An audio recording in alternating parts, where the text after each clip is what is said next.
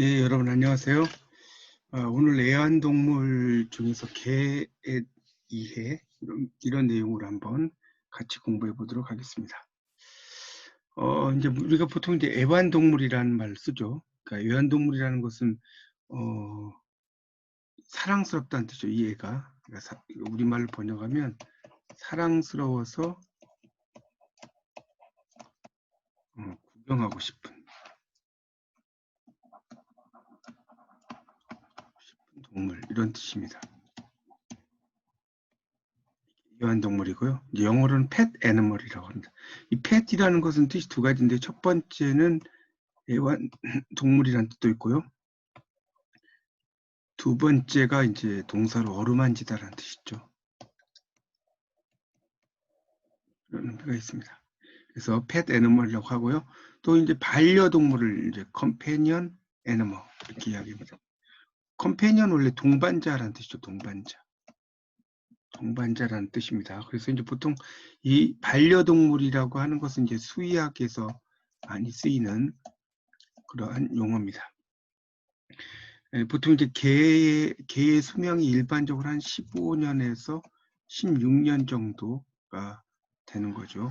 그래서 이제 보통 사람이 일평생 이렇게 개를 애완동물로 이렇게 쓴다면, 데리고 다닌다면 한 6, 7마리 뭐 이 정도 되겠죠. 그 정도 다 대여섯 마리 정도는 바뀔 수가 있겠죠. 자, 그 다음에 이제 애완동물의 사육의 역사를 보면요. 보통 이제 특히 개 같은 경우는, 개는 그 한 10,000년 전부터 이제 기르기 시작했다는 겁니다. 그러니까 10,000년 전 하면 선사시대죠. 선사시대부터 이 개는 기르기 시작했다고 합니다. 그래서 상당히 이 개의 그 사육 역사는 상당히 오래됐다고 볼 수 있겠고요. 그 다음에 이제 이 애완동물이 사육에 미치는 영향을 본다면요. 특히 청소년에게 미치는 영향은 뭘까요? 첫 번째는 정서를 함양하겠죠. 그래서 마음이 좀 순화가 되고요. 두 번째는 또 올바른 생활 태도, 애완동물을 기르면서, 그리고 학교 성적 향상, 학교 성적도 상당히 이제 그 애완동물을 기르면서 올라갈 수가 있겠죠. 그런데 긍정적 영향을 줄 수가 있습니다. 또 청소년을 보면 비행 청소년 예방도 되고요. 애완동물과 이제 어떤 교감 이런 걸 통해서, 그리고 하나 더 한다면 생명의 경외감 이런 거를 또 인지한다라고 볼 수도 있겠습니다. 이게 이제 애완동물이 어떤 사육에 미치는 영향이라고 볼 수 있겠고요. 노인에게 미치는 영향을 본다면 두 가지로 보면, 첫 번째는 소외감 및 고독의 극복 될 수 있겠고요. 두 번째는 이 애완동물과 이렇게 사이좋게 지내다 보면 사망률이 또 감소가 될 수가 있거든요. 이런 데 또 기여한다고 볼 수 있겠습니다. 애완동물 사육 전 고려할 것은 마음의 준비를 이제 해야 되는 거죠. 그러니까 이 애완동물을 일단 기를 때는 마음의 준비, 그러니까 쉽게 말하면 호기심, 이걸 기를까 호기심보다는 어떤 끝없는 애정이 필요한 거죠. 상당히 오랜 시간을 10년 이상을 같이 가야기 때문에 그런 끝없는 애정 이런 게 중요하고요.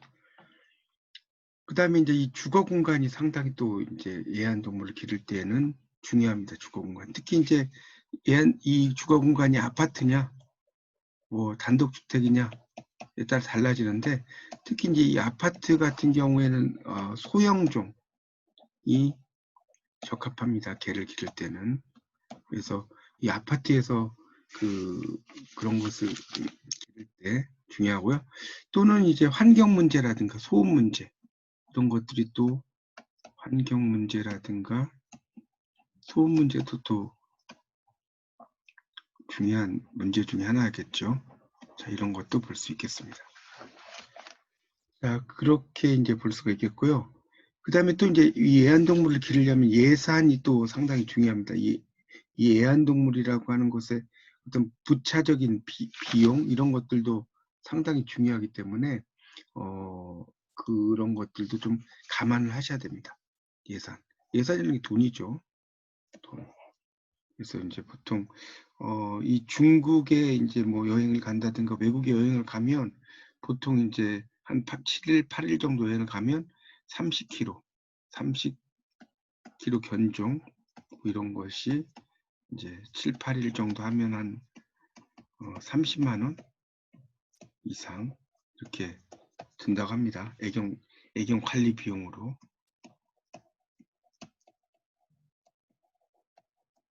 그래서 그런 예산도 상당히 중요하고요. 그 다음에는 이제 역할 분담도 상당히 중요하죠. 역할. 그러니까 누가 어떤 일을 할 건지, 이제 누가 어떤 일을 할 건지 그런 걸 잘 해야죠. 뭐 예를 들어서 운동이라든가 뭐 목욕이라든가 사료 급여라든가 또 병원에 이제 가는 방문 이런 것들 누가 담당할지 이런 것도 상당히 중요하고요. 그다음에 이제 사육장 설치 공간 같은 경우는 외관보다는 그 쾌적한 생활 이런 것에 중점을 둬야 되겠고요. 또 이제 외출 및 장기 여행 대책 같은 경우는 단골 병원을 좀 선택을 하고요.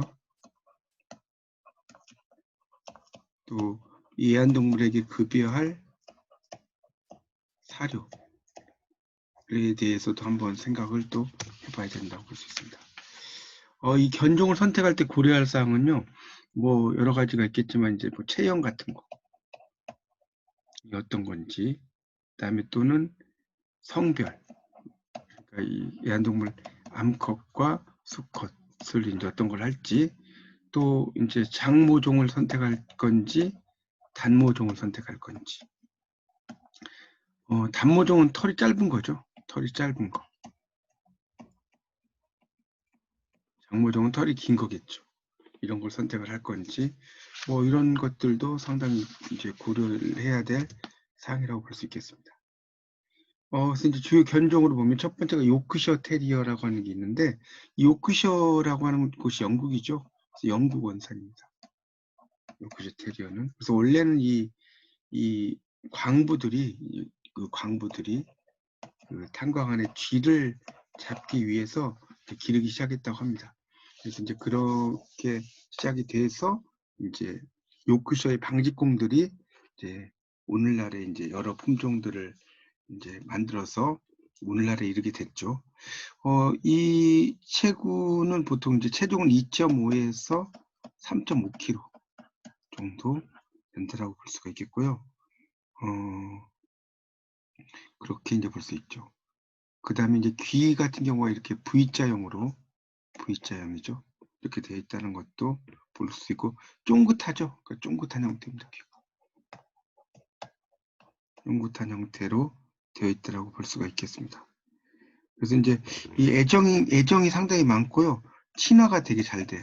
친화가 잘 되는데, 이 혼자 있을 때 상당히 스트레스를 많이 받아서 막 물건을 물어뜯는다든가 이런 그 행동을 보인다고 볼 수 있습니다. 그리고 이제 이 동물은 실내 운동만으로도 충분한 경우가 상당히 많이 있습니다. 그 정도로 이해하시면 될 것 같고요. 자, 그 다음에 이제 포메라니안이라고 하는 것은 걔는 독일 원산입니다. 독일 원산이고요. 체중은 2에서 3kg 정도가 된다고 볼 수 있겠고요. 뭐 피모는 이제 여러 가지가 있죠. 뭐 갈색도 있고요. 붉은색도 있고요. 또 오렌지색도 있고 그렇습니다. 이렇게 볼 수 있겠고요. 이 다리 같은 경우는 이제 단모로 덮여 있죠. 짧은 털이라는 거죠. 짧은 털. 이렇게 덮여 있고 몸통은 이제 장모로 되어 있다. 이렇게 볼 수가 있겠죠.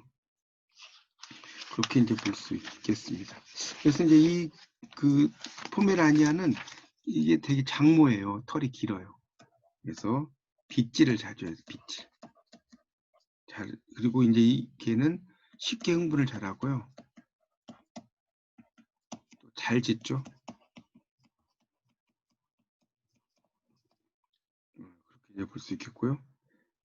되게 이제 이건 털이 많으니까 추위에도 잘 견디죠. 그리고 훈련도 잘하고 볼 수가 있겠습니다. 그 다음에 이제 이 개가 말티스라는 개입니다. 말티스. 이 말티스라고 하는 개는 이탈리아의 이제 원산이라고 볼 수가 있어요. 이 말티스는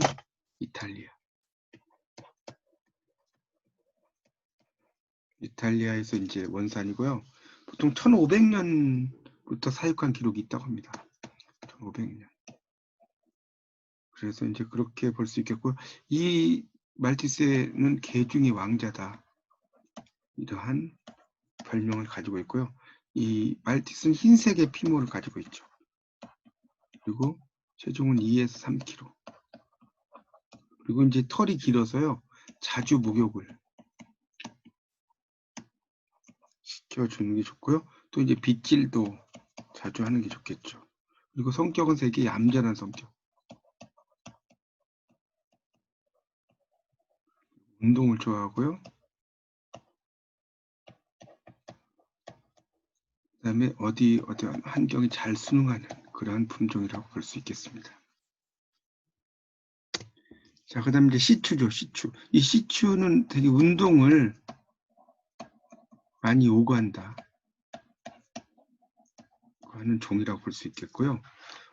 이 시추의 원산지는 중국의 티베트가 원산이에요. 그리고 되게 좀 사자와 비슷하다 해서 사자 모양 그 개라는 뜻도 가지고 있습니다. 그래서 이제 이 초기에는 이 시추는 영국 왕실의 그런 왕실의 애완용 이런 것으로 쓰이기도 했다고 하고요. 상당히 이 개는 애교가 또 많고요. 근데 강모가 있어요. 털이 강하다는 소리죠. 그래서 눈 보호 리본 같은 것을 착용하는 것이 좋습니다. 그리고 이제 이 개 같은 경우는 운동을 만약에 안 시키면 뭐 구두를 문다든가 벽을 또 긁는다든가 또 이제 방안 곳곳에 어떤 이제 똥오줌 같은 걸 누기도 하고 뭐 그런 특징이 가지고 있습니다. 그래서 상당히 실외에서 노는 것을 좋아하는 그런 특징이라고 볼 수 있겠고요. 자, 그 다음에 이제 치와와죠, 치와와. 이 치와와는 원래 이제 이 테츠치라는 품종이 있었는데 이게 미국으로 건너가면서 개량이 됩니다. 미국이 건너가면서 개량이 됐다고 합니다. 그리고 이 개는 보통 체중은 1에서 3kg 정도가 되고요. 주둥이가 좀 작아요. 그래서 이 주둥이가 이게 주둥이가 작다. 그래서 입모양이 좀 단정하다고 볼 수가 있겠고요. 그 다음에 이 개도 빗질을 좀 자주 하는 게 좋고, 이 개는 이제 운동 욕구가 비교적 좀 적은 편입니다. 적은 편이라고 볼 수가 있겠습니다. 그리고 이제 더위나 추위는 좋지 않다. 심한 더위나 추위는 좋지 않고요. 그런 특징이 있다고 볼 수 있습니다. 그 다음에 이제 퍼그인데요. 이 퍼그는 마스티프가 소형화된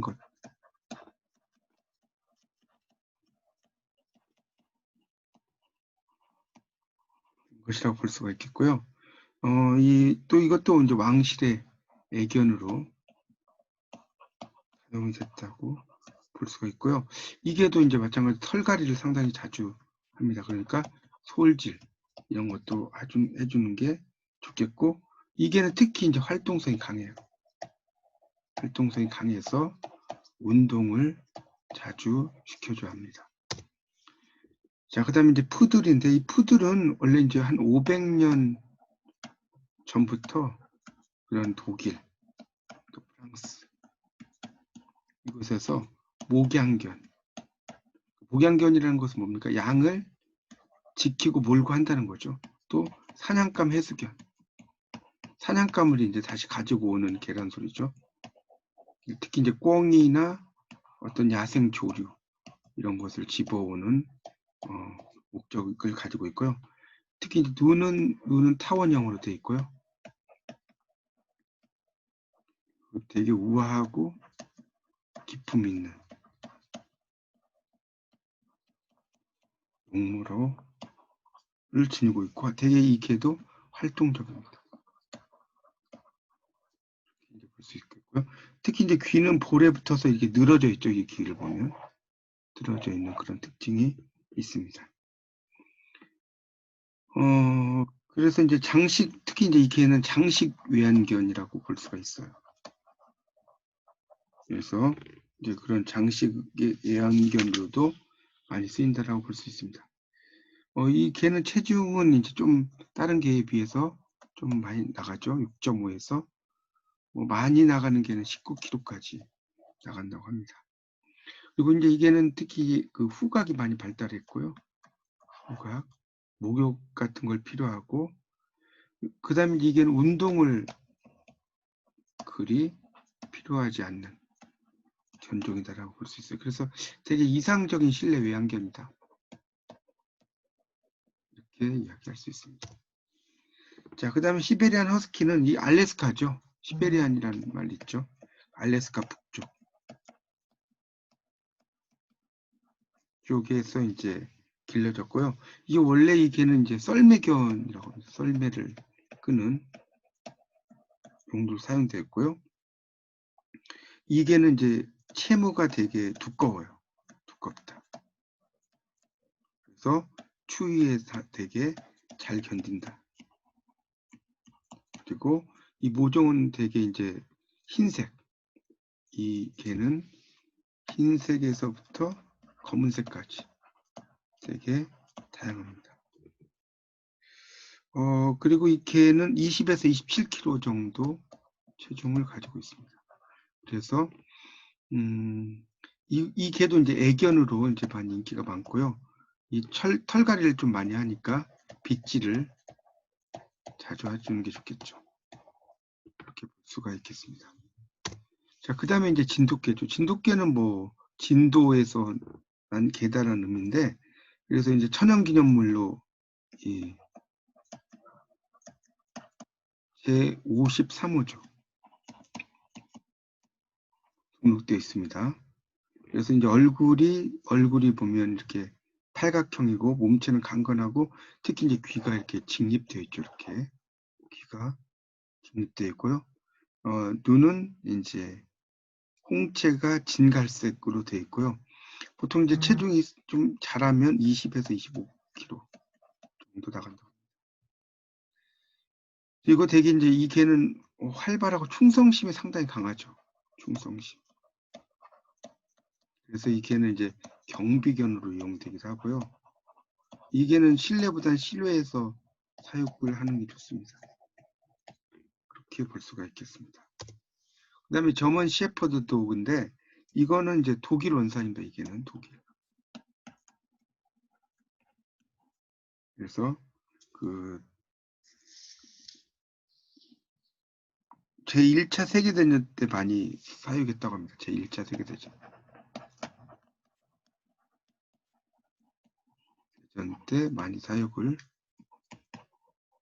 세계적으로 했다고 이제 볼 수가 있겠습니다.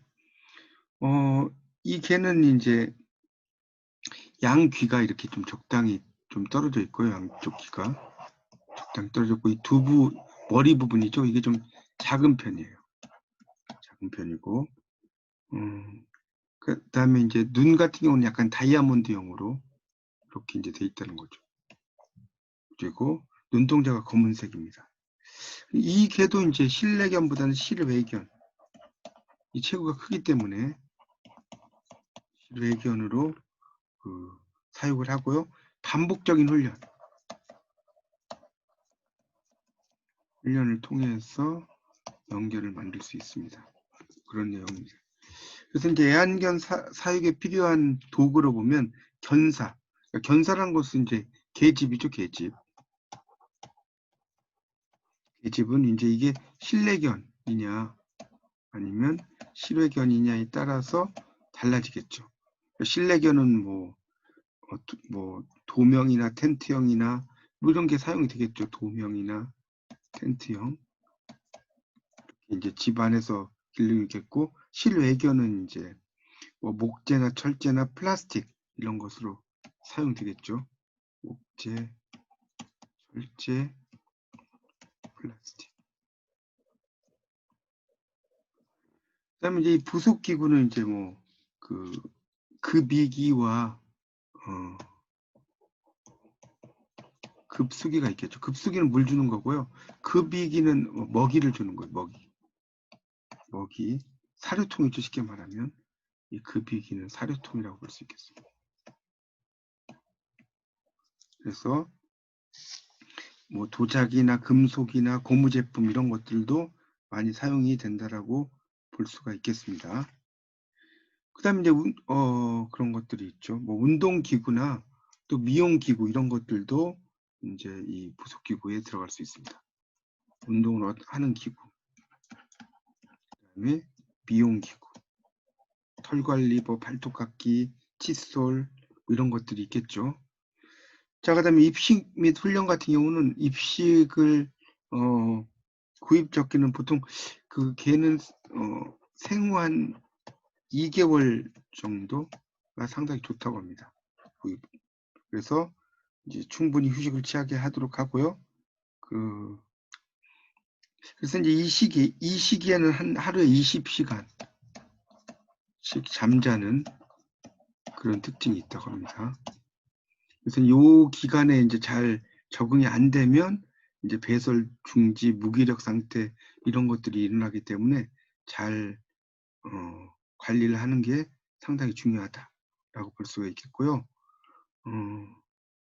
사료 같은 경우는 회사에서 제조된 그러한 것을 구입을 하는 게 좋겠고요. 이제 음식물 같은 경우는 특히 냄새가 강한 향신료 이런 것은 주면 안 좋다고. 그래서 뭐 겨자, 후추, 생강, 뭐 양파 이런 것들 같은 거. 그 다음에 이제 훈련 같은 경우는 특히 이제 이 배변 훈련을 잘 해야 된다는 거죠. 이 개는 기상과 동시에 배뇨, 섭식, 배설 이런 것을 하는 특징을 가지고 있어요. 그래서 그 때를 기다려서 배변 장소에 신문지를 깔아놓고 배변을 보게 하고 조금 남기고 신문지 면적을 줄이는 방식으로 이제 변을 보게 하는 것이 중요하다. 이제 이렇게 볼 수가 있겠습니다. 그리고 이제 뭐 사료 같은 거는 어떤 균형 있는 사료를 급여하는 것이 좋겠죠. 그다음에 이제 질병 예방과 치료는 특히 이제 이 개는 종합 백신을 접종을 하는 게 좋겠죠. 개는 그런 것들이 상당히 중요합니다. 특히 이제 개에게서 많이 발생하는 증상이 설사입니다.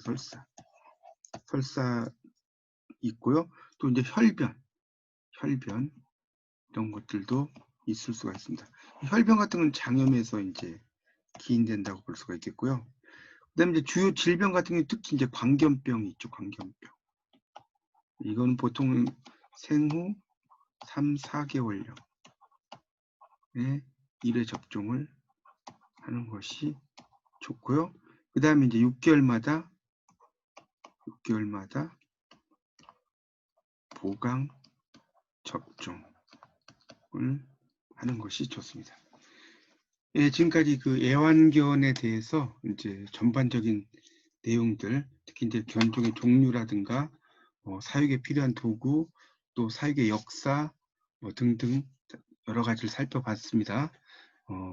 이 강의가 좀 애완동물을 기르시는 분들에게 도움이 되셨으면 합니다. 감사합니다.